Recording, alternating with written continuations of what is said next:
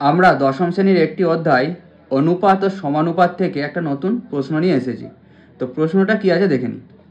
প্রশ্নটা হলো a:b = 3:2 এবং b:c = 3:2 হলে a + b b + c এর কত হবে? তাহলে a:b = 3:2 আর b:c = 3:2। দেখো এখানে আমাদেরকে একসাথে রেশিওটা বার করতে হবে। তাহলে আমাদেরকে এই দুটো রেশিওর মধ্যে কোনটা কমন আছে?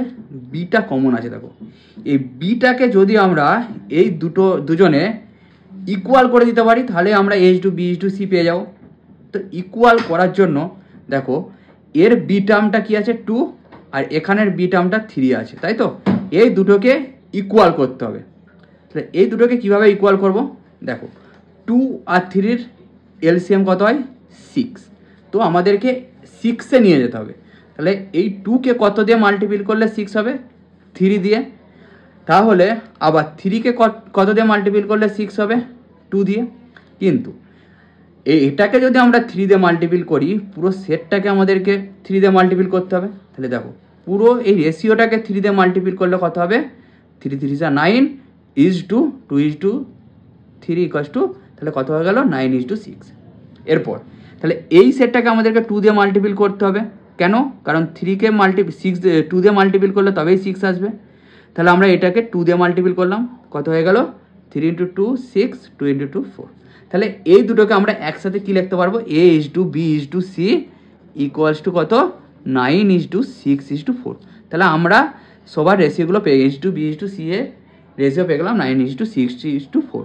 তাহলে এই তিনটে রেশিওরকে কোনো একটা ভ্যারিয়েবল বা কোনো একটা নাম্বার দিয়ে আমরা রিপ্রেজেন্ট করিয়ে নিচ্ছি। তো আমরা এটা প্রথমে ধরে নিলাম এই অনুপাতের একক হচ্ছে, ইউনিট অফ রেশিও হচ্ছে কে। তাহলে এটা কত হবে? 9k। বিটা তাহলে কত হবে? 6k। শুধু মাল্টিপ্লাই হয়ে যাবে, কেন? আমরা ধরে নিয়েছিলাম অনুপাতের একক কে। এবং সিটা কত হবে? 4k। তাহলে এরপর আমাদের কিসের রেশিও বার করতে দিয়েছে? a + b আর রেশিও b + c। তাহলে a + b এর একটা মান বার করে নেব। a + b এর মান বার করলে কত হবে?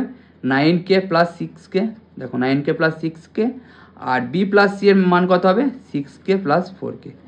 তাহলে 9k + 6k কত হবে? 15k। আর 6k + 4k = 10k। আমরা রেশিওকে কীভাবে লিখতে পারি? ডিভাইড হিসাবে লিখতে পারি, কারণ আমাদেরকে এটা সিম্পলেস্ট ফর্ম করতে হবে বা রিডিউসড ফর্ম করতে হবে। তাহলে কে প্রথমেই কেটে দিলাম। আবার এটা কাটাকুটি যাবে হচ্ছে 5 দিয়ে। 5 3 15, 5 2 10। তাহলে কত হয়ে গেল? 3/2। এবারে 3/2কে আমরা রেশিও হিসাবে লিখতে পারি, কত হয়ে গেল? 3:2। তাহলে a + b ratio b + c = কত হয়ে গেল? 3:2।